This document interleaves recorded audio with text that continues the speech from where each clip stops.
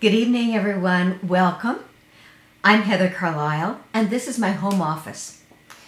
I'm tonight talking about one of the abilities, the basic human abilities that we all develop and we want to develop in our children. And of course, since we're human and the times we are born, none of us has this developed the way I wish we did. So I want to talk about the heart, empathy, how we care for one another. And if we look at the bottom line of all of life, my opinion is that we are here, honestly, just to love and be loved. Well, and we love this planet. And we've done some beautiful things with it. However, we're in a lot of trouble everywhere I look. And yet also everywhere I look, I see a tribe of us where we know better than we've ever known before.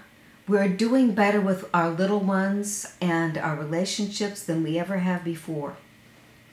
So tonight, my topic is empathy is neither giving nor taking. So this is let me just bring this up for you here.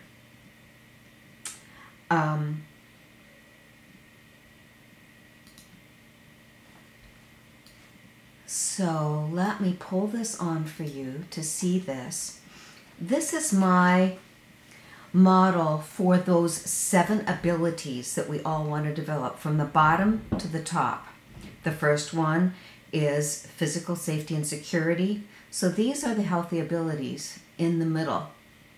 And I've drawn this in a chart to show that these are the lifetime dilemmas, because we're going to move one way or the other on this continuum. As I've shown you before, and you may remember this or not, the 7 lifetime dilemmas coincide with those basic 7 human developmental abilities. And in the middle is healthy. And as human beings, we move a little too far one way and a little too far the other way. And when we come up against something that doesn't work, hopefully it guides us back. One of the big problems that I encounter with my clients is that, like, for example, let's just look at number 2, the relationship bond, which is the second most important thing we all need other than to be physically alive. And so we want a relationship bond. And sometimes our parents or one of our parents is an avoiding isolate that is a detached withdrawer. And so then we want to get connected and that person withdraws from us and then we feel abandoned and orphaned. Or on the other side of the continuum, our parent is codependent and a clinger and creates enmeshed relationships that holds us tight and won't let us go. Overprotective parenting. So what usually happens is if we have an overprotective parent that holds on to us, doesn't give us any freedom, doesn't let us go, then when we grow up, we do the opposite because we don't want to do that to our kids. So then we end up being too detached, because what I find most of the time is people go from what they don't want to the opposite because their experience was so stringent that they're not really sensitive to what's healthy, because we need both. We need to be attached and connected in a loving and happy way where we never lose our bond, but we also need to be independent with autonomy and freedom to be true to ourselves. And, if we're sensitive to that, it moves back and forth. Sometimes we're more close, we spend more attached time. Sometimes, you move away and you go do other things, but then you come back. So I want us to understand tonight the part that's the fourth one, the one in the middle, the empathetic heart. The last 3 broadcasts I did were, number 1, the physical health and safety, number 2, the social friend, the person who is bonded in relationships. Last week, number 3, the confident person with self-esteem. So today I'm talking about the person with the empathetic heart. This is emotions, passion, empathy, enthusiastic, because we're so positive emotionally, playful, kind. We know that we're deserving of love and connection and giving and receiving that playfulness and kindness. We express our emotions, but we don't overexpress them. We can be joyful and happy. We're naturally curious. We're affectionate, caring. We manage our feelings and we manage our stress. We are able to forgive and we are able to be happy. So doesn't that sound good? That's our emotional weather system. That's how our empathetic heart is developed. And, one of my favorite things is dogs, because dogs have that in spades. And if you want to be around an influence that's positive and caring and happy and connected, they've got it. They can lift us up in a heartbeat if we like dogs. So notice here that I've described the two ends of the spectrum, where this is one that's unhealthy and then this is the other that's unhealthy. So this is why I said tonight, empathy is neither giving nor taking. It's reciprocity. It's giving love and receiving love. So on one side, we've got the selfish user. They're egocentric, they're a taker. They hurt others, they reject them, they're jealous, they're guilting, they're controlling, they abandon, they isolate, they wound, they're self-centered, and they threaten. So their EQ is developed in a way against. Then the other side of the continuum is the needy giver, where they are manipulative as pleasers. They give in order to get. So they want to get love, but they guilt people, they control people, they caretake them, they whine, they're codependent, they're dependent, they're pleasing, and they fawn because they want love. So they're not there in the middle. I find this when I'm working with couples. It takes a level of maturity to get to the place of giving love or wanting to express love rather than trying to get what you need.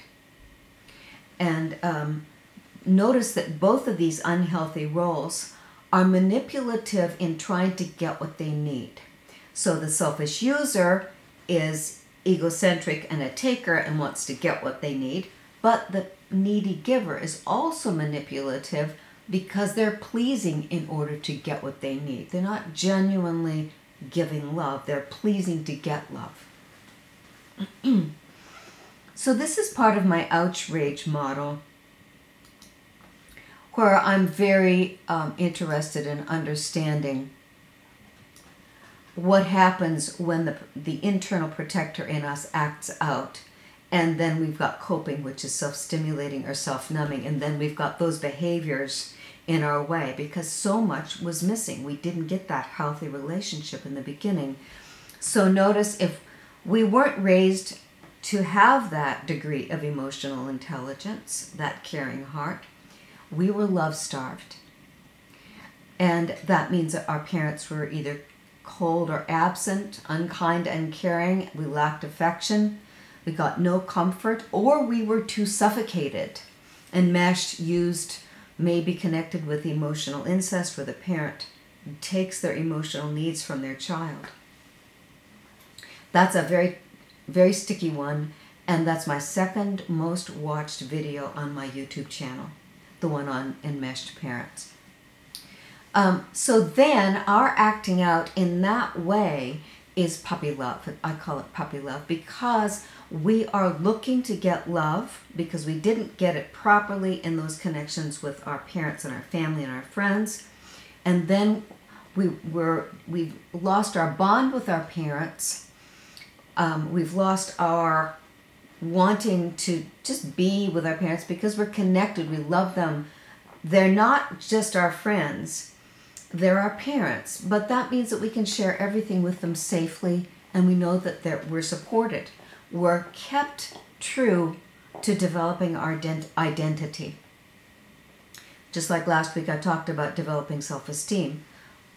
When we have self-esteem, we're not going to feel like a victim, and we're going to be connected. We'll continue to be, and throughout our life, in a really nice, flexible way with our parents, our family, the people we love, but not locked and not avoidant. So here we've got kids going to other kids for the love that they don't get at home. This is a big problem because so much of the problems that I see are divorce, are having children that don't have a home, don't have parents, don't have a family. And then, of course, these are the things that we receive. We don't get the healthy needs met. These basic 7 needs are not met the way they naturally are in a mature family, a family of an adult man and woman having children with a stable relationship, a happy home, and a good life together.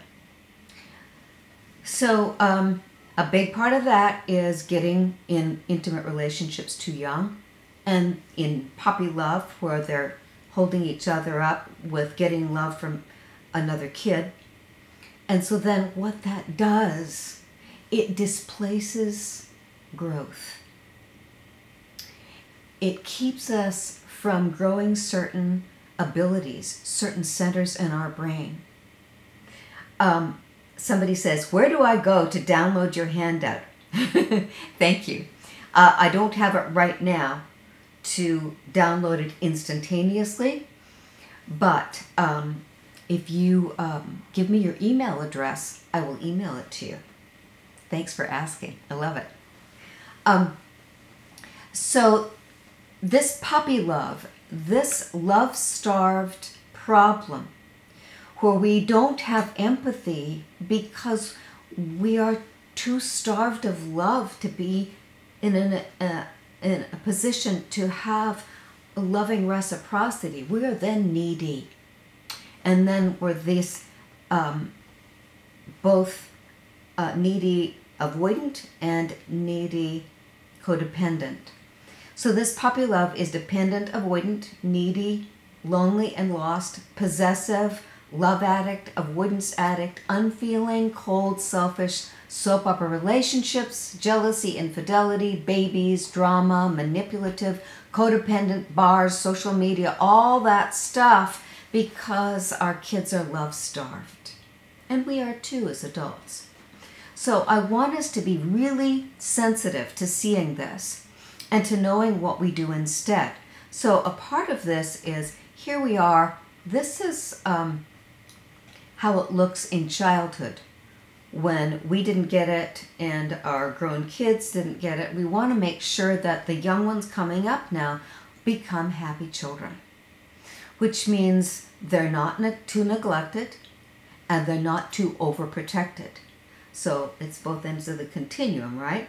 So there's a love-starved child that lacks affection, they're too ignored, emotionally distant, they're sad, absent, with absent or mentally ill and indifferent cold parents.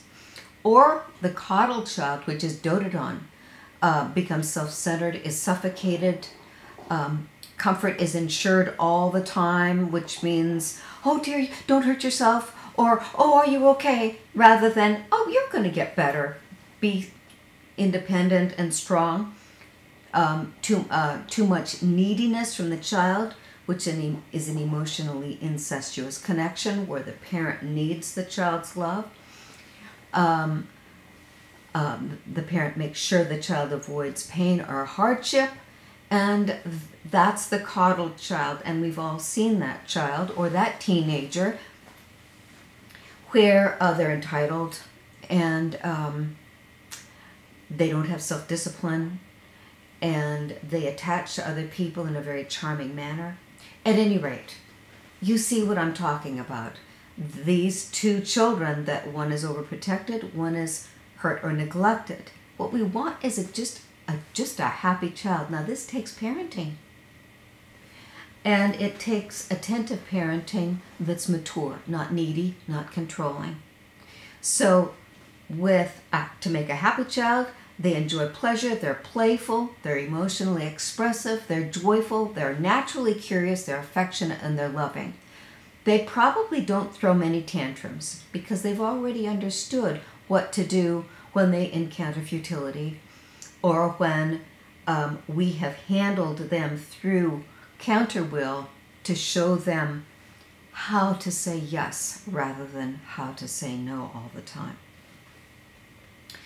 So this, in a certain way, is also about emotional intelligence. So we need to have emotional intelligence if we're going to help our kids be caring.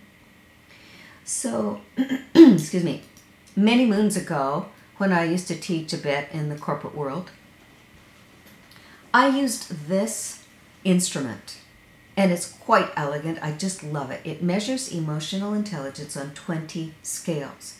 Now, there is still a debate. Certain old-fashioned people, certain people that are sticklers, they, let's see, where's my document that I wanted to show you? Here it is. Okay.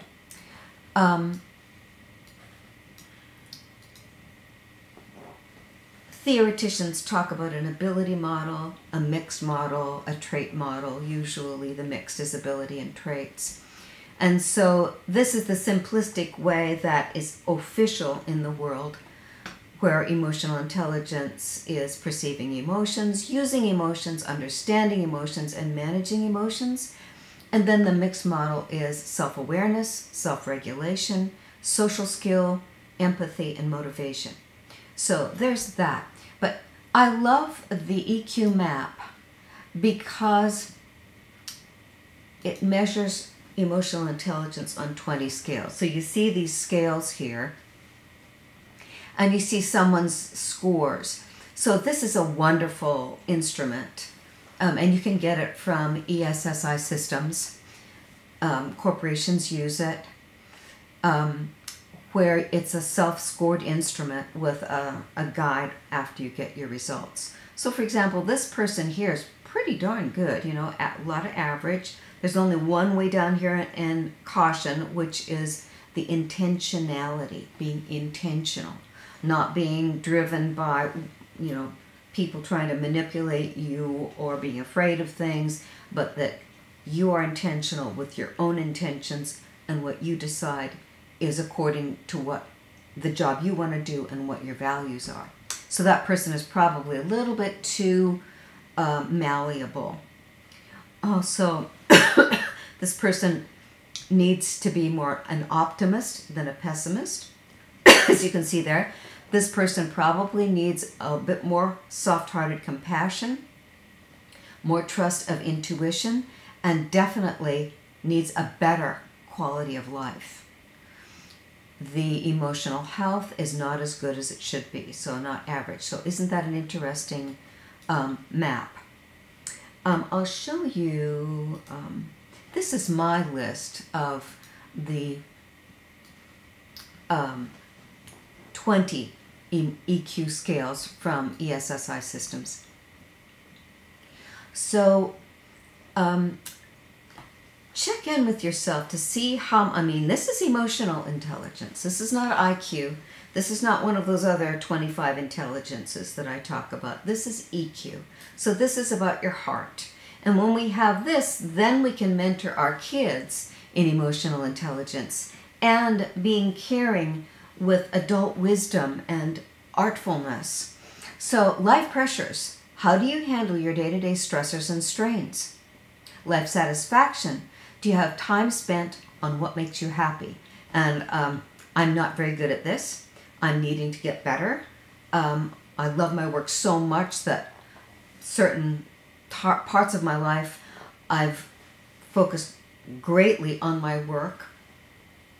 Thank goodness I have a husband who is a different profession than I am, and he takes me away and out of my professional life, and that's where I have fun. I dance with him, I laugh, we have good conversations. So that's one of the things that is natural to my life that helps keep me happy. However, I am now spending a little more time figuring out how to do one of my grandson's quilts. That makes me happy. Okay, number 3, emotional self-awareness. Can you identify your feelings? Can you notice what you're feeling? And can you link your feelings to the sources of why you're feeling it? Now, some of us, like me, I'm extremely sensitive that way, sometimes oversensitive. So that, I can link it to my sources, and sometimes I'm going way too far back in the past and saying, well, because my dad did la la la, well, but that past is gone. I know better than that. How to take care of myself today and not get hooked into that. So, and if your feelings are shut down, that means that you probably aren't very good at connecting with them, and then you're a bit clumsy, and that's a bit disconcerting too.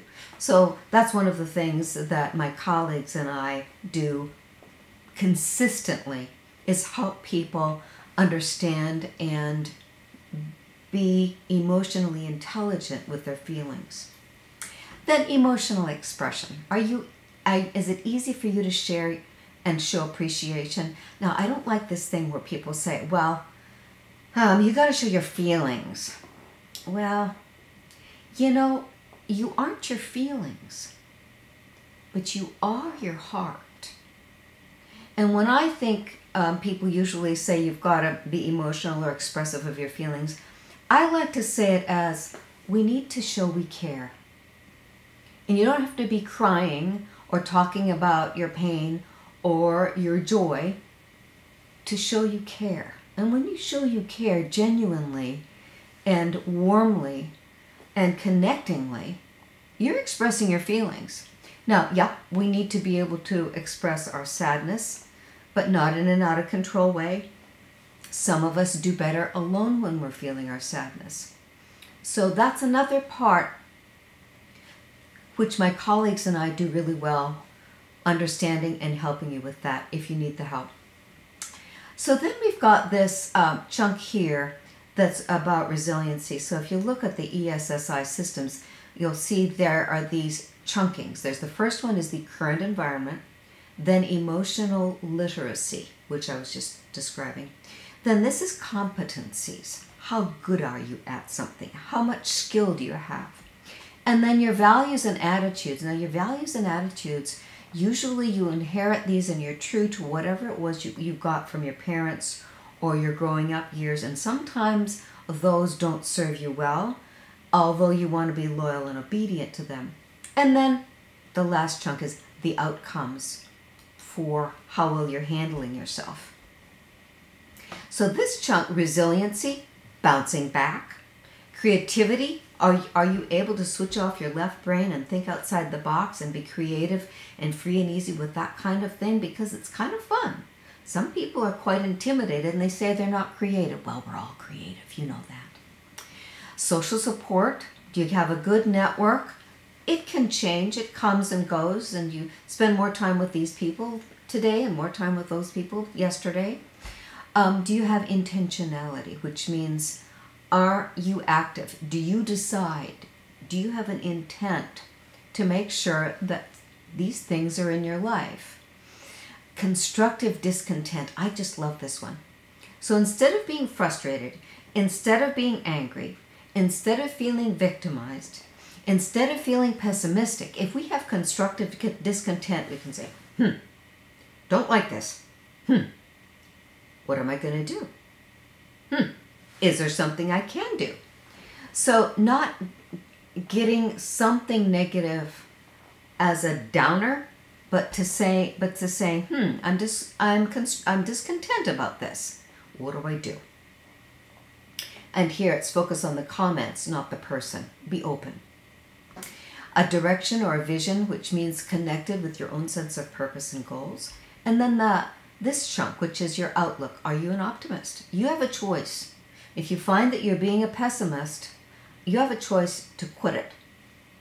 I mean, you can be cautious and be respectful of that, but it's healthier to look at what you trust, what you have faith in, what you love about life, what you're grateful for, so that you stay with a cup half full. It's so much healthier for you mentally, emotionally, spiritually, and physically. Your personal power. Personal power is like self-discipline, self-control, strategic thinking, the executive function. But if it's connected with emotional intelligence, that means needing to learn to let go. Just let it go. I love the song, the Frozen song. Let it go, let it go. Rehearse your performances, because you're feeling that optimism, that positive emotional experience in yourself. Your trust radius. Can you expect the best? Can you believe in yourself? Trust yourself. Your compassion. Can you withhold judgments and honor others? Can you be self-forgiving? And this is one of the things that consistently gets my attention when we're not. Maybe we don't have to be compassionate, but not judgmental. Just look for, and this is a powerful thing that I like to use, when something isn't going right, look for what's missing. There's nothing bad, there's nothing wrong, there's nothing that we want to judge about anybody else. It's just that they're missing something, or a whole lot of something, and that's my goal in teaching about OuchRage and these 7 abilities. Because if people have those enmeshed or distant relationships, there's a whole lot they were missing and still are. So that's about compassion. Intuition. Do you listen and have a sense of knowing and trusting yourself? And that's just deciding to build the skill. Then the last chunk is your quality of life. If you have emotional intelligence, you're going to decide about relationships, opportunities, and life circumstances so that they're positive for you, uplifting for you emotionally.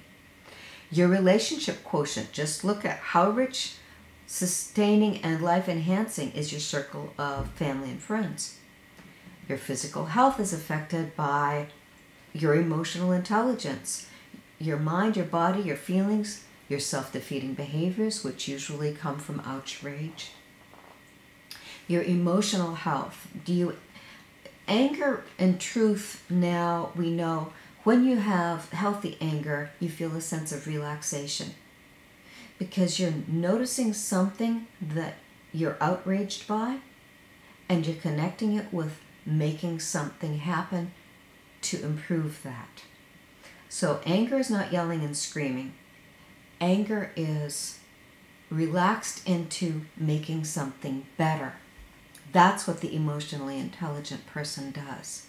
And then optimal performance. We can be so effective when we have emotional peace inside of us. So the last little piece is, and I will email you guys these handouts, just ask me for them. This is a self-scored quiz that I've created on 22 components of emotional intelligence. And so I've got E, M, and C. This is about know your emotions and feelings, master yourself for strength and motivation, and connect with others. So take this for yourself, assign a number from 1 to 10 to check in and say, I didn't really realize that that's one of the quotients of emotional intelligence, and these are things that we can improve, that we have control over, that we can make better. So, I hope that gives you some new substantial food for thought, and I'm happy to send you the handouts that I shared with you this evening. They're part of my book called Mentoring a Generation, and that's what I'm endeavoring to do with these broadcasts for my YouTube channel. I'm wanting to mentor you with the best I've curated from what we know today. So anytime, chime in and ask me a question. And so I will be here broadcasting the same time next week. Gather up your questions if you have some, or email me at heather@heathercarlisle.com. It's all on my website. You can find me there. So as usual, know yourself, treasure life, and love others. Thank you so much. Thank you for tuning in tonight.